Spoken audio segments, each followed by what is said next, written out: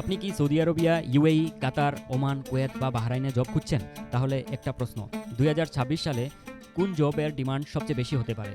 এই তথ্য আপনার ফিউচার বদলে দিতে পারে। অনেক গালফ ওয়ার্কার এখনও এমন স্কিল নিয়ে কাজ করছেন যার ডিমান্ড ধীরে ধীরে কমছে, কিন্তু কিছু জব আছে যেগুলোর ডিমান্ড আগামী বছরগুলোতে শক্তিশালী থাকবে। Number 1, electrician. Building, factory, construction project সব জায়গাতেই স্কিল্ড ইলেকট্রিশিয়ানের চাহিদা থাকে। Number 2, AC technician. মিডল ইস্টের গরম আবহাওয়ার কারণে এসি টেকনিশিয়ানের ডিমান্ড সবসময়ই বেশি। Number 3, heavy driver. Logistic, transport ও কনস্ট্রাকশন সেক্টরে এক্সপিরিয়েন্সড ড্রাইভারদের চাহিদা এখনও শক্তিশালী। নাম্বার 4, ওয়েল্ডার ও ফেব্রিকেটার।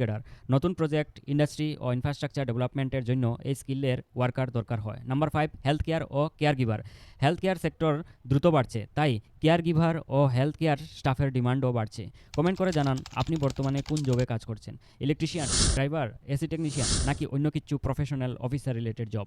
শুধু জব খোঁজার চেষ্টা করবেন না, ডিমান্ড থাকা স্কিল শেখার চেষ্টা করুন, কারণ স্কিল থাকলে জব খুঁজতে হয় না, জবই আপনাকে খুঁজে নেয়। সৌদি আরবিয়া, ইউএই, কাতার, ওমান, কুয়েত বা বাহরাইন যেখানেই কাজ করতে চান না কেন, আগামী দিনের সফল গালফ ওয়ার্কার হবে সেই ব্যক্তি যার কাছে ডিমান্ড থাকা স্কিল আছে।